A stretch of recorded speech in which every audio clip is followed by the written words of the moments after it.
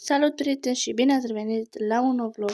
În acest vlog vreau să vă arăt cum fac eu curățenie generală aproape. Da, nu observați buzița mea, da, este puțin umflată, nu știu de ce, e o bubiță, dar nu contează asta, nu ne interesează. Deci să trecem la treabă, așa sunt eu îmbrăcată azi. Și mi-am făcut un coc, o să facem curățenie și acum mă dau cu o cremă și nu contează asta nu ne interesează. Acum ne dăm cu crema și aici am tot așa, puțin aici vrăit și aici așa e frumos, așa am ceva de păr, masaj, o cremă și un piepten așa și facem puțin curat și revenim. Asta este. Dați-mi o notă. Și aici.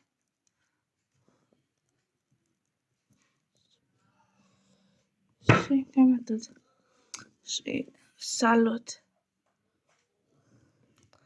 Ok. Aceasta vine altundeva, dar acesta rămâne aici. Și tratamentul așa, l-am pus aici. Acesta vine.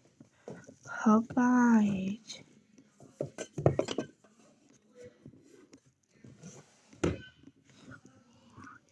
Și gata, cam așa arată. Strângem pe aici și facem patul.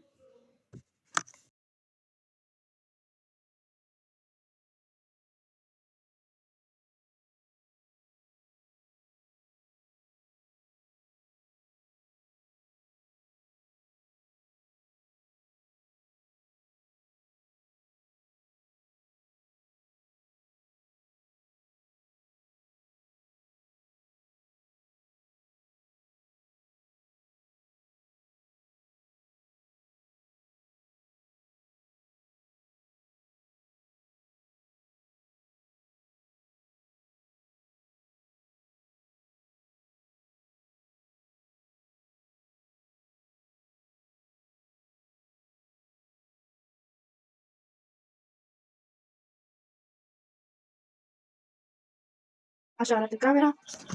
Așa arată după muncă. Primesc cu această cutiuță. Nu am trăbind. Dar cam așa a fost ziua mea de azi. Frumoasă camera, cum se pare? Dulapul e frumos, dulapul e frumos, dulapul e frumos, dulapul e frumos. Și acesta e frumos, mai are nevoie. Așa, dar chiar am obosit de 2 ori muncesc. 2, 3, voi nu puteți să scrieți comentarii, fiindcă eu, asta este și bubița mea aici și eu vă spun, dați mult like-uri. Și vreau să spun, mulțumesc că v-ați uitat până la final. Dați multe like-uri, abonați-vă la canalul meu de YouTube și apăsați pe clopoțel și eu vă spun pa, pa! Ne vedem la un alt vlog.